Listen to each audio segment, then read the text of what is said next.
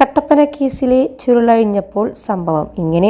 ചൊവ്വാദോഷം മാറാൻ എന്ന പേരിൽ പ്രതീകാത്മക വിവാഹം നടത്തിയിരുന്നു. കട്ടപ്പന ഇരട്ട കൊലപാതക കേസിലെ മുഖ്യപ്രതി ദിനേശിനെതിരെ ഒരു ബലാത്സംഗ കേസ് കൂടി പോലീസ് രജിസ്റ്റർ ചെയ്തു. സുഹൃത്തിന്റെ സഹോദരിയെ ബലാത്സംഗം ചെയ്തതിനാണ് കേസ്.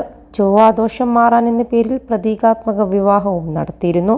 2016 ശേഷം ദിനേശ് പലതവണ യുവതിയെ പീഡിപ്പിച്ചെന്നാണ് കേസ്.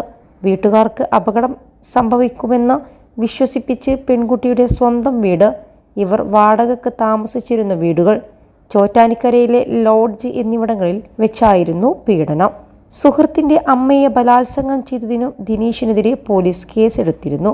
ആഭിചാരക്രിയകളുടെ ചുവട് പിടിച്ചാണ് ദിനേശ് മറ്റുള്ളവരുടെ വിശ്വാസം പിടിച്ചെടുത്തതെന്നാണ് നിഗമനം. പൂജയുടെ ഭാഗമായി ഗന്ധർവൻ വരുന്നതാണെന്ന് തെറ്റിദ്ധരിപ്പിച്ച് സുഹൃത്തിന്റെ അമ്മയെയും ഇയാൾ പലതവണ പീഡനത്തിന് ഇരയാക്കിയിരുന്നു.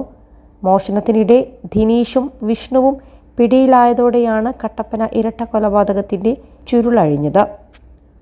+2 ഡിഗ്രി കഴിഞ്ഞവർക്ക് വേൾഡ്സ് ഫസ്റ്റ് AR/VR ക്ലാസ് റൂമിലൂടെ സ്മാർട്ട് ഫോൺ എഞ്ചിനീയർ ആവാം. കൂടുതൽ അറിയാൻ വിളിക്കൂ ബ്രിഡ്കോ ആൻഡ് ബ്രിഡ്കോ. ഗന്ധർവനാണെന്ന് കരുതണമെന്ന പറഞ്ഞായിരുന്നു പീഡനമെന്നാണ് പരാതി. 2016 ശേഷം പലതവണ ഇത്തരത്തിൽ ലൈംഗികമായി പീഡിപ്പിച്ചുവെന്നാണ് പരാതി.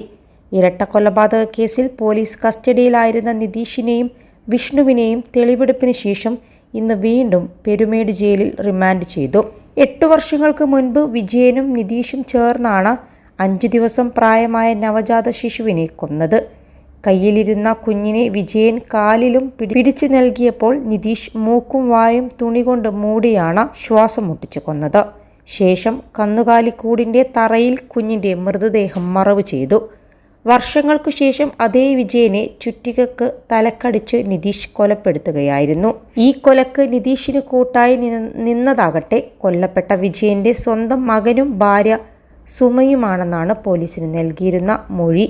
നവജാത ശിശുവിനെ കൊന്ന കേസിൽ നിതീഷ്, വിജയൻ, മകൻ വിഷ്ണു എന്നിവരാണ് പ്രതികൾ. വിജയന്റെ കൊലപാതകത്തിൽ നിതീഷ്, വിജയന്റെ ഭാര്യ സുമ, മകൻ വിഷ്ണു എന്നിവരാണ് പ്രതികൾ. രഹസ്യബന്ധത്തിലുണ്ടായ കുഞ്ഞാണെന്ന് അറിഞ്ഞാലുണ്ടായ നാണക്കേടാണ് കുഞ്ഞിനെ കൊല ചെയ്യാൻ കാരണമായി FIRൽ പറഞ്ഞിരിക്കുന്നത്. എല്ലാവർക്കുമെതിരെ കൊലപാതകം, തെളിവ് നശിപ്പിക്കൽ, സംഘം ചേർന്നുള്ള കുറ്റകൃത്യം എന്നീ വകുപ്പുകൾ ചുമത്തി. കഴിഞ്ഞ 2-ാം തീയതിയായിരുന്നു മോഷണക്കേസുമായി ബന്ധപ്പെട്ട് വിഷ്ണു, വിജയനെയും നിതീഷ് രാജിനെയും പോലീസ് പിടികൂടിയത്. ഇതേ തുടർന്ന് നടന്ന ചില നിർണായക നീക്കങ്ങളാണ് ഞെട്ടിക്കുന്ന ഇരട്ട കൊലപാതകത്തിലേക്ക് എത്തിച്ചത്. ദുരൂഹതകൾ ഏറെ നിറഞ്ഞ കേസിൽ ഞെട്ടിപ്പിക്കുന്ന വിവരങ്ങളാണ് അന്വേഷണം പുരോഗമിക്കും തോറും ഓരോന്നോരോന്നായി പുറത്തുവരുന്നത്. കൊല്ലപ്പെട്ട വിജയന്റെ കുടുംബത്തിലേക്ക് മന്ത്രവാദത്തിന്റെ പേര് പറഞ്ഞാണ് നിതീഷ് കടന്നു കയറുന്നത്. വിജയന്റെ കുടുംബത്തിന്റെ വിശ്വാസം പിടിച്ചുപറ്റിയ നിതീഷ് സമാനതകളില്ലാത്ത ക്രൂരതകളാണ് പിന്നീട് നടത്തിയത്. ഇതിനിടെ വിജയന്റെ മകൾക്ക് നിതീഷിൽ കുട്ടി ജനിച്ചു. 5 ദിവസം പ്രായമായ ആൺകുഞ്ഞിനെ 2016 കൊലപ്പെടുത്തി. മന്ത്രവാദത്തിന്റെ പേരിൽ വിജയന്റെ മകനായ വിഷ്ണുവിനെ പലതും പറഞ്ഞ് ഭയപ്പെടുത്തി. മാനസികമായി വിഷ്ണുവിനെ അടിമപ്പെടുത്തി. നിതീഷ് പറയുന്നതെല്ലാം വിശ്വസിക്കുന്നതും ചെയ്യുന്നതുമായ സ്ഥിതിയിലേക്ക് എത്തിച്ചു. വിജയന്റെ വീട് വിറ്റുകിട്ടിയ പണത്തിന്റെ വലിയ ഭാഗം മന്ത്രവാദത്തിന്റെ പേരിൽ നിതീഷ് കൈക്കലാക്കി. പിന്നീട് വിജയനുമായി പണത്തെക്കുറിച്ച് തർക്കമുണ്ടായി. അങ്ങനെയാണ് അയാളെ വകവരുത്തിയത്. വിജയന്റെ മൃതദേഹം മറവ് ചെയ്യാൻ വിഷ്ണു ഉൾപ്പെടെയുള്ള കുടുംബാംഗങ്ങൾ സഹായിച്ചുവെന്നാണ് നിതീഷിന്റെ മൊഴി. അതിനു വർഷങ്ങൾക്ക് മുൻപ് വിഷ്ണുവിന്റെ സഹോദരിയിൽ തനിക്കുണ്ടായ കുഞ്ഞിനെ നിതീഷ് കൊലപ്പെടുത്തിയിരുന്നു. ഇതിലും വിഷ്ണു പങ്കാളിയാണെന്ന് പോലീസ് പറയുന്നു.